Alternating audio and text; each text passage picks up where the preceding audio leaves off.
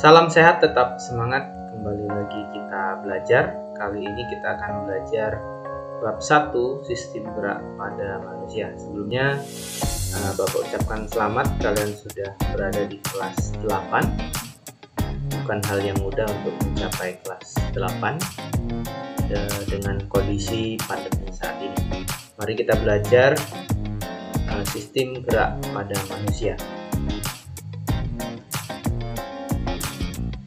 Kita lihat dulu peta konsep sistem gerak manusia. Pada video kali ini kita akan mempelajari tentang tulang. Mari kita simak penjelasan tentang tulang. Yang pertama, gerak pada makhluk hidup. Nah, dapatkah kamu melihat tumbuhan dan hewan bergerak? Kemampuan untuk bergerak merupakan salah satu ciri makhluk hidup.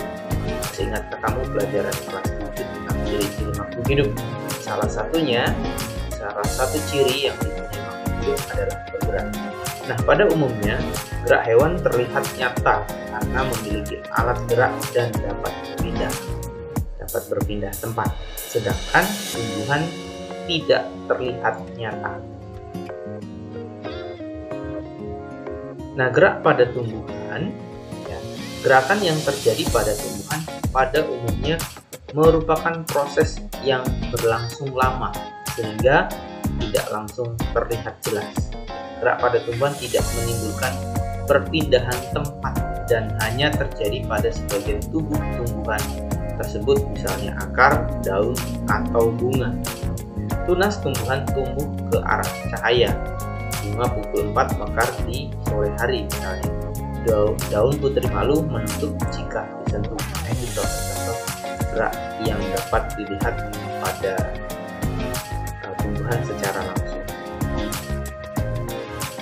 Gerak pada hewan. Gerak pada hewan mudah terlihat karena memiliki alat gerak dan dapat berpindah tempat. Pada dasarnya alat gerak hewan sama dengan alat gerak manusia, yaitu terdiri atas tulang dan otot.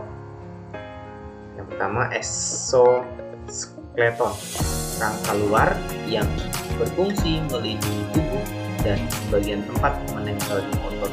Contohnya cangkang, pada moluska, dan penutup tubuh pada arthropoda seperti jangkrik, siput, kerang, dan cumi-cumi. Endoskeleton, struktur tulang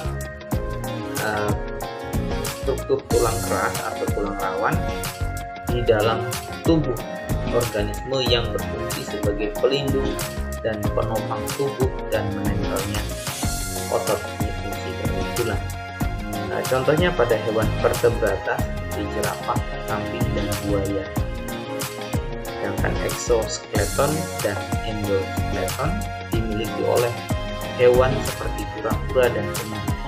Exoskeleton pada kura-kura dan penyu berupa cangkang yang menutupi bagian punggung yang disebut karapas dan pada bagian perut yang disebut plastron. Contohnya, sistem gerak pada manusia. Tahukah kamu, kita mempunyai sistem gerak yang dapat menggerakkan tubuh. Nah, sistem gerak manusia terdiri atas tulang dan otot. Apakah tulang dan otot itu? Bagaimana cara tulang dan otot menggerakkan tubuh kita? Bagaimana jika ada tulang atau otot yang rusak? Terganggunkah sistem gerak? Ya, jawabannya kita akan lihat, kita akan pelajari lebih lanjut. Yang pertama, kita akan mempelajari tulang. Tulang merupakan alat gerak pasif karena tidak dapat bergerak tanpa bantuan otot. Nah, berdasarkan jenisnya ada 2 macam tulang, yaitu tulang rawan atau cartilago, tulang keras, osteo. Nah, tulang rawan, yang pertama ada tulang rawan hialin. Nah, bentuk tulang rawan terbanyak, mempunyai metrik homogen, halus, dan transparan. Terletak pada cincin trakea, cuping hidung, persendian, serta antara tulang rusuk dan tulang dada. Nah, itu tulang rawan hialin. Kita lihat di sini matriksnya dan metrik kontrin dan kondosit. Tulang rawan elastis. Ini sifatnya lentur, metriknya mengandung serat elastis yang bercabang-cabang, terletak pada epiglotis dan bagian luar telinga. Ini ada gambar kondrosit dan serat elastis, jadi terdapat serat-serat elastis. Yang tiga, tulang rawan fibrosa. Nah, ini bersifat kurang lentur, metrik mengandung serat kolagen tidak teratur, terletak pada antar ruas tulang belakang. Ini tulang rawan fibrosa. Di sini ada serat kolagen, ya, ada serat kolagen yang membedakan tulang rawan lainnya. Tulang keras merupakan rangka yang menyokong sebagian besar tubuh manusia dewasa. Sel tulang keras disebut osteosit, membentuk konsentris berlapis-lapis. Bagian luar tulang keras dilapisi oleh periosteum, tempat melekatnya otot. Metrik tulang keras tersusun atas metrik kolagen, mineral ion Ca2+, Mg2+, PO4,3-. Nah, metrik tulang keras itu membentuk lingkaran konsentris yang disebut lamela. Lingkaran sel dan metrik mengelilingi saluran nafas. Selanjutnya tulang keras, masih dalam tulang keras. Di dalam saluran nafas terdapat pembuluh darah penyuplai zat makanan bagi sel tulang keras.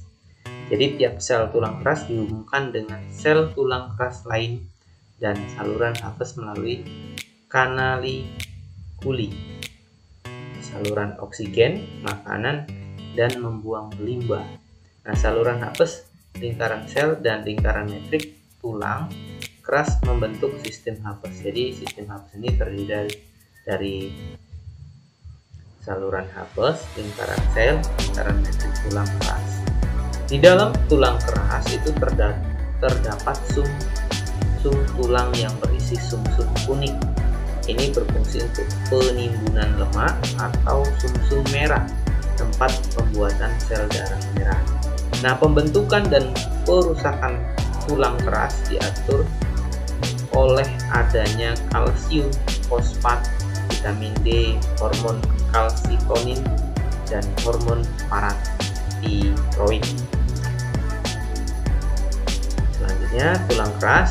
Berdasarkan sifat metriknya, tulang dibedakan menjadi tulang kompak, metriknya padat dan rapat. Contoh lapisan luar tulang pipa. Tulang spons, ini metrik berongga. Contoh tulang pipi dan tulang pendek.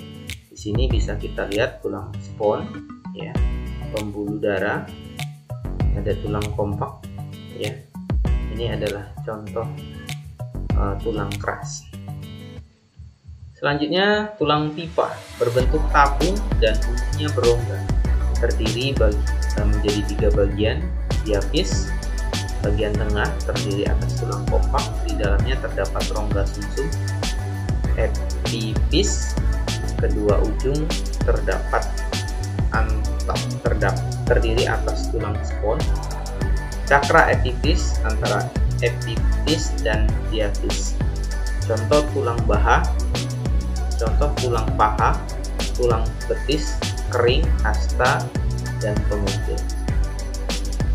Tulang pipih berbentuk pipih dan berongga. Contoh tulang rusuk, belikat, tulang tengkorak. Tulang pendek berbentuk silinder. Contoh pergelangan kaki dan tangan. Nah, di sini ada tulang pipi, contohnya tulang belikat, dan tulang pendek, contohnya tulang pergelangan tangan. Tulang tak beraturan berbentuk tidak beraturan, contoh wajah dan tulang belakang. Ini tulang tak beraturan. Pembentukan tulang. Proses perubahan tulang rawan menjadi tulang keras disebut osifikasi. Jadi proses pembentukan tulang rawan menjadi tulang keras disebut osifikasi. Pembentukan tulang dimulai setelah terbentuknya tulang rawan. Di dalam tulang rawan terdapat rongga terisi osteoblast.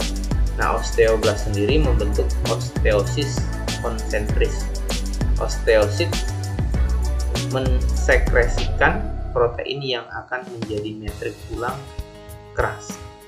Matrik terisi kalsium dan fosfat sehingga matrik tulang mengeras.